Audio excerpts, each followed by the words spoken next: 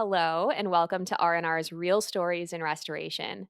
This subseries of our Ask the Expert podcast shares the stories of the people in restoration and remediation from all corners and levels of the industry. I'm your host, Valerie King, R&R's editor in chief, and I'm joined today by Laura Spaulding, founder and CEO of Spalding Decon. She's a former law enforcement officer who has evolved her business from a small company with a few employees to a nationwide franchise that specializes in biohazard disinfection and decontamination. And fun fact, she made our Women in Restoration Award honorable mention list in 2017. Thank you so much for joining me, Laura. Well, thank you so much for having me. I appreciate it. Thanks for being here. All right, so can you take it back for us and set the stage by talking about life before Spalding Decon started in 2005? What were you doing prior, and what led you to crime scene hoarding and meth lab cleanup, among other things? Yeah, so right out of college, I worked in law enforcement. Did that for about 7 years, and I kind of just grew really disenchanted with the pay at that point, and there wasn't a lot of opportunities to make extra money. I was working for a department that didn't allow us to take second jobs, so I was really kind of capped on my growth, and so I started thinking about businesses that I could start with very um, low amount of startup. So I knew franchises were out at that point because I didn't have any capital. So I after about a year, I got really kind of frustrated because I couldn't come up with the idea, and I was just like, what am I going to do? What am I going to do? And it was just happenstance. One night I was working a homicide, and the lady asked me when we were coming back to clean it up. And oddly enough, I had never been asked that question before. And I thought, I have no idea how to answer it. All I know is that we as law enforcement, we don't do that. So I said, I don't know, but I'm going to find out for you. And I started asking like CSI and the homicide unit. And I always got the same answer: we don't know, and it's not our problem. So it was really just kind of like, that's up to the homeowner. So I started doing some research, and I realized it was definitely a niche, and there's not a lot of people representing it back in 2005. And so I went to a training school, so to speak, in Dallas, Texas. That's no longer there now, and it was like one of those epiphany moments. I'm like, this is definitely for me. But I originally started out thinking this is strictly a side hustle for me. I'll have my business, and I'll just do law enforcement on the side as well. Okay, so I understand the first year you were the sole employee, right? Yes. Okay, so can you take us back to getting this business stood up? How do you start it, and what was that experience like early days? It was brutal, I'll tell you. So I didn't realize what I didn't know at the time. And the biggest hurdles I thought were, I met a couple guys that were in this same cleaning school with me. And they were talking about how easy it was, and they got an SBA loan. And I thought, oh, well, when I get home, I'll do the same thing. Um, I mean, they literally shared with me their business plan, and I was able to just literally copy and paste it because it was identical. And when I went into the bank, they were like, no way. And then I went to three more, and they said, no way. And I remember calling him and going, wait a minute, what did you do differently that I'm doing? And he said, it's literally the exact same business plan. There's no reason. So that was kind of my first thing where I realized there's a lot of discrimination in business. You know, Wow. the only reason that I feel that I wasn't funded because we were apples to apples was because I'm a woman. He had no business experience. I had none prior. We were operating the same exact business. So I had to get creative, and I went to like a fifth bank, and I said, I need a home equity loan for new windows. They wrote me a check for $15,000, and that's what I used for my startup. So, you can't really afford that much with $15,000. So I bought kind of my PPE, my equipment, and I bought an enclosed trailer that I could tow behind my SUV and keep all my stuff in there. So that's kind of how it started. Wow, humble beginnings for sure. Oh, Thanks for sharing definitely. that experience just from getting a loan. I mean, the Yeah. very beginnings. Okay. So, fast forward so we're clear on what's going on today. I just gave a very high level overview in the intro. So, what does Spalding Decon look like today? Locations, services offered, clientele, number of Yeah, it's employees. very different than it originally looked. So, back in 2016, I decided I wanted to franchise the business. So we have 47 locations now across the US. I still have never had a business loan. To this day, I have bootstrapped absolutely every part of our growth has been self-funded. So we don't have any, equity owners or venture capital or anything like that to this day. So it's amazing. We're still doing obviously crime scene cleanup, and we're doing, hoarding cleanup and mold remediation and, some other restoration stuff, drug lab cleanup. But one of the biggest game changers for us was adding the real estate component in 2016. And what that did is it taught our franchise partners that maybe they don't want the house anymore, they can't afford to fix the house. So we're buying it for cash. And then the franchisee can either keep it, flip it, or wholesale it off to another investor. So that's been a game changer for our business. Wow, what a unique, yeah, way to scale. Yeah, and we're the only ones, in the entire country that are doing what we're doing. So it's very, very unique. We have a great system. We have plenty of funding for our franchise partners to buy as many properties as they want. Thanks for sharing that. Okay, I have not yeah, I haven't heard that before, Yeah, so I yeah, can see why it's not normal. yeah. All right. So, how, if at all, you talked about your law enforcement experience. You also have military experience, Mhm. I read. Okay, so Yeah. how does your law enforcement and military experience serve you in your work today? Well, I think the law enforcement experience especially helped me really kind of be unfazed by the things that we come across, whether it's, a suicide or an unattended death or a homicide. It was nothing that I hadn't seen before. So it helped me really just kind of make a business out of this, and there's nothing emotional about it for me. So, how has your role specifically with the company evolved? What are your key objectives right now and your responsibilities right now? And then, like, versus back in 2005 when it was Oh all god. new. Yeah. I remember when I first started, I was doing everything myself, and I was trying to figure out, okay, how do I carry a king mattress outside by myself and put it in there? So what I did is I still have it today as a symbol of very humble beginnings. So I took a furniture dolly and I screwed in some PVC to make a almost like an L shape, like a walker, and I slide the mattress in and it rolls.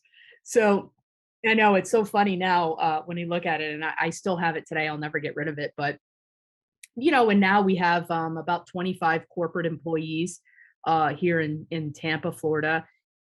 What the ways that we've grown is just really fundamental to me because I wanted to make sure that we provide a comprehensive business system for our franchisees, right? That's the whole point of buying into a franchise is that everything's kind of done for you. It's business in the box, right? So we have an in-house pay-per-click, in-house SEO team. We have videographers and media division. We have a cult-like following on social media. We have mascots and t-shirts and you name it. It's become something that I never thought it would be. Like the media side of it it's become its own animal, and I never really anticipated that. Wow. Okay, that dives directly into my next question. Social media in particular, which is Yeah, actually I'm of course new to R&R. I didn't even see that you were in our women in restoration, like top yeah, people rundown until after I saw you in social media and the media covering you in social media. yeah. So, about this blow up on TikTok and other outlets, Mhm. YouTube, I'm hearing. Can you elaborate more on this? How Spalding Decon is leveraging social media and the response you're getting? Yeah, it's a very interesting story the way it was. So back in 2012, 13, we were getting contacted by a lot of like LA producers to produce reality TV shows. And they were all like, hey, we have the idea, we're going to come film it, and then they were going to sell it off to a TV company. Well, it was resoundingly the same kind of answer after the fact. We don't think we love the topic of the show. We don't think it'll be picked up by sponsors. So after being kind of frustrated with it, and I thought, you know what, I'm going to do this on my own. So in the second quarter of 2019, I got the staff in, and we had probably half the staff we have now. And I said, listen, I want to do a cops like video of what we do, essentially just a camera following the crew around, uncensored, make it educational. And the entire staff was like, no, that's a really bad idea. And I'm like, no, it's a really great idea because we're going to put this on a platform and it's educational. And they thought, well, it could come off as insensitive. So, of course, I did it anyway. And it blew up. I was just shocked. So we initially started putting it on YouTube, and we had 100,000 followers or subscribers in a couple months. And then now it's almost 800,000 subscribers. We have over 50 million views on YouTube. TikTok's 4.2 million. And it was just, it was incredible. I didn't think that it would blow up as well as it did, but it has been fantastic from a branding perspective. Our franchise partners get a ton of jobs from our social media. They get a ton of employee inquiries from it, notoriety, and it's just, I mean, we get photos from people that have tattooed their mascot on their arms. I mean, it's been a branding dream, and our social media has become its own department. There's 4 people that work in there full time, answering questions, posting videos. Like, I mean, it's just become an animal of its own. Wow. So intriguing. And those numbers you're sharing are crazy. I mean, Yeah, my goodness. I was going to ask, yeah, its impact on business, but very huge. expectedly and clearly, yeah, Yeah. huge. All right. Okay, so we're talking about projects, we're talking about documenting the work you do and sharing it with the Mhm. world. So more there. I'm sure you've seen a lot. And then if you take it back to your time before even opening this business, you've seen a lot. So I'm curious, what would you consider your most memorable project from over the years and why? Oh boy. There's been so many. Like, it's really difficult to pick one. But I would have to say one that sticks out to me is a hoarder house that we initially went to or called upon to clean it out. Um, 2 people had died inside, and it was horribly hoarded, 25 cats to the ceiling. And I ended up purchasing that property and as is, and they were well aware that they just wanted to walk away. They didn't want anything to do with it. And I turned that into a gorgeous, gorgeous home. And I still have it today as a rental. And it was one of my favorite projects. Thanks for sharing that. That's so cool. And Yeah. it ties, of course, into what you guys have expanded into Yes. now. So, Yeah. Thank um, you. yeah. All right. So, my favorite part of the show is getting into some practical takeaways for our listeners. So, first question under that theme: what advice would you give to those considering starting their own restoration or remediation business or franchise like you have done? I would say do a ton of research. There's no way to do too much research.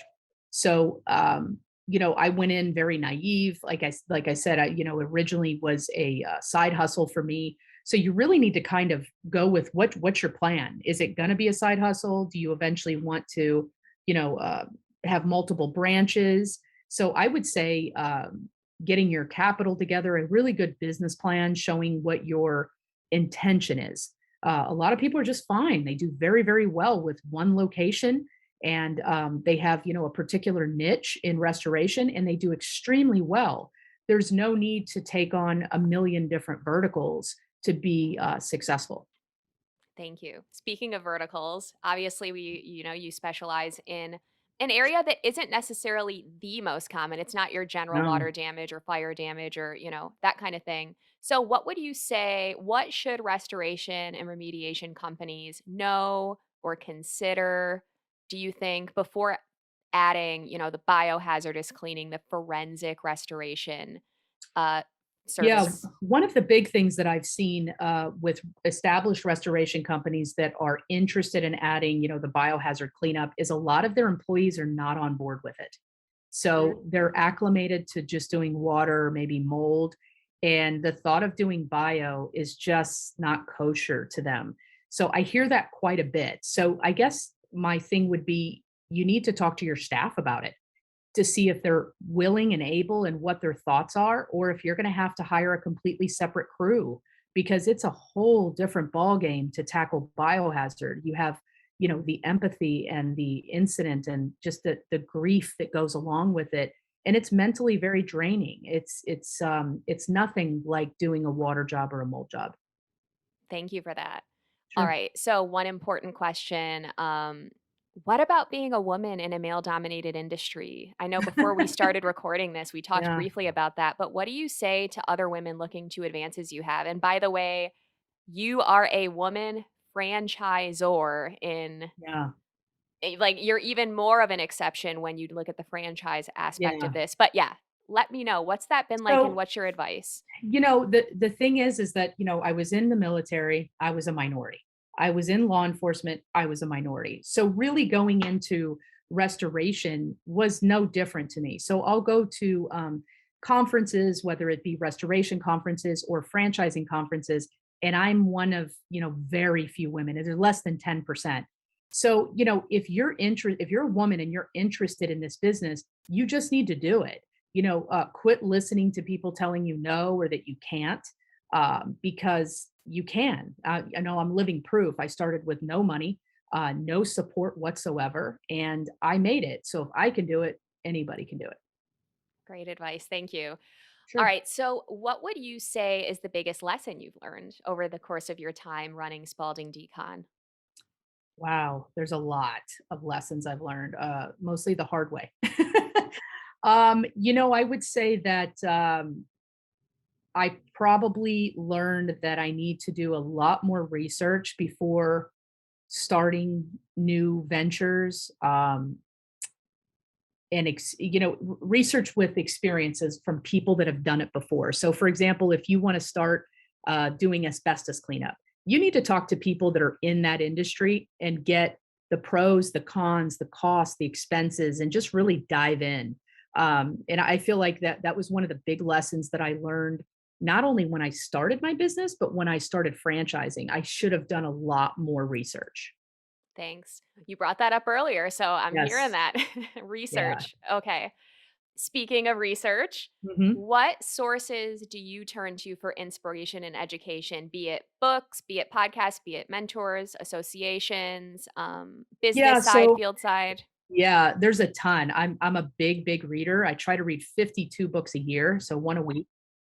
Yeah, and, some years I'm, a little short, and some years I make it, so it's always a goal of mine, but, in my business today, I my job, my day-to-day is very different than it was in 2005, obviously, but right now, I do a lot of real estate acquisitions and funding and training on that.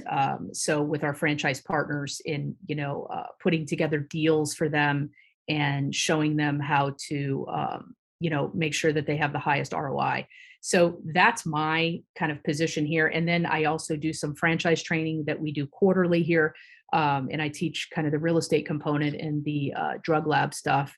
But I'm very, very fortunate that I get to do the things that I love now, and I can kind of delegate the other stuff. Yeah, great story there. All right. So, my final question, what's next? What's ahead for you? What are some of your key objectives as you look into the future of the franchise? Yeah, we got a lot of stuff going on. So we have outgrown our current headquarters here. So we're in the beginning process of a $2 million build out, um, with over 7,000 square feet because we were making a really modern training facility. And we're also enhancing our media because it's been such a huge growth. So we have our own, soundproof media room and all that stuff. So we added a another show onto our our kind of weekly recording. It's called Talking Decon, and it's like a true crime type thing. And it's been very receptive. And we just launched it on Spotify this week, so it's actually on video and on audio. So those are a couple things. We're adding more franchisees. We're adding between 20 and 30 a year. So we're scaling very rapidly. I'm really happy about that. And then our real estate division is growing crazy amount as well. So we're buying properties all over the country. Wow, congratulations on many levels. Yeah, Exciting thank you. times. Very much so. Yeah. Awesome. All right. So, thank you for your time and insight. I actually do have one more question, and Sure. that is where can our listeners go to connect with you or learn more about Spalding Decon? One of the cool things is your listeners are mostly people in the restoration industry. We've created an affiliate program for them where we actually pay them to send us some real estate that maybe their customers can't afford it or they don't want to keep it, and it's just highly distressed. So you literally go into this website and sign up, and we send you $500 for every house referral that we get and close on. But if you're interested in, kind of the crime scene cleaning side of things, we have a very educational site on YouTube under crime scene cleaning. We're on TikTok under crime scene cleaning and Instagram as well. So those are the best places. And we even have some training courses that you can get to from our website, spaldingdecon.com, if you're interested in adding biohazard onto your business. Awesome. All right. Well, this has been great. I've learned a lot. I'm sure our listeners will have many takeaways from your story, from humble Yeah. beginnings Yeah. to just growing and scaling and educating and thinking about verticals that may not have even been a thought to begin with. So very Yeah. good. Thank you for the opportunity. I appreciate it. Yes, great having you, Laura. Thanks. All right, for you all listeners and viewers, if you'd like more insights on restoration, remediation, and the people behind it all, visit our website randrmagonline.com, Apple or Spotify. And if you haven't yet, please be sure to give us a follow so that you can keep up with our latest podcast episodes. We'd also appreciate a quick review and rating, which helps us. And we're also on YouTube, LinkedIn, and Twitter, as well as Facebook. So we invite you to follow us there too. Last, if you are interested in sharing your real story in restoration, no matter where you sit in the industry or the world or your level, please reach out to me at kingv@bnpmedia.com. This has been R&R's Real Stories in Restoration. Thank you as always for listening.